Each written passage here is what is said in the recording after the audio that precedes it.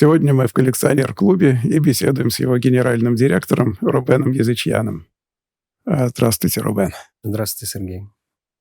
Ценности искусства, в общем, постепенно меняются, и от классического искусства мы постепенно переходим к импрессионизму, к всякому сюрреализму, кубизму и прочему супрематизму.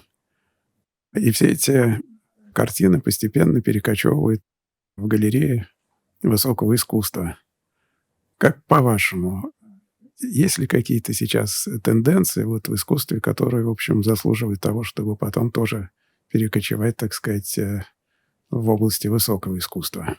Я думаю так, что все новые направления, которые возникали с течением истории, развития искусства, они всегда сначала, может быть, не воспринимались как-то, может быть, чуть-чуть в штыки или как-то, скажем так, как нечто чужеродное.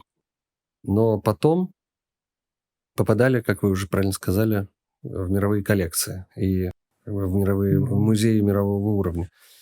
Если вы имеете в виду современное искусство, то есть какое-то совсем contemporary, да, мы не будем сейчас обсуждать акционизм или там какой-нибудь инсталляции, да, если возьмем, так сказать, с чем мы больше общаемся, это, так сказать, живописное, графическое, можно сказать, настенное искусство там, да, то, конечно, просто сейчас стало такое количество стилей за последние даже 20-30 лет, такое огромное количество стилей, и, конечно, в каждом стиле есть свои самородки и свои какие-то профессиональные художники, которые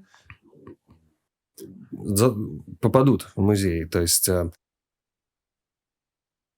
музей же до сих пор покупают, то есть Третьяковка, даже была там недавно, читал репортаж про ветку, не помню, современного художника, который Третьяковка купила, такая ветка, наклеенная на белый холст, ветка дерева.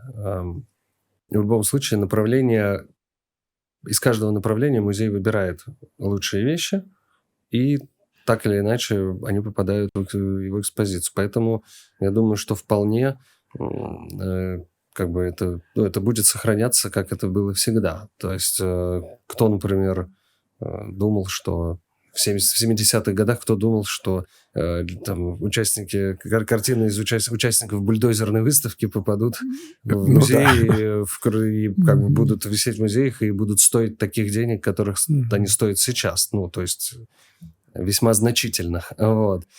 Поэтому мне трудно определить какие-то направления, но, может быть, какой-нибудь гиперреализм в живописи или, наверное, абстрактное искусство. Современное искусство, оно со временем станет старым искусством и также попадет в музеи. Я не могу сейчас как современник сказать, что именно и какие именно работы попадут, но я думаю, что это просто определить по тому, кто сейчас максимально популярен.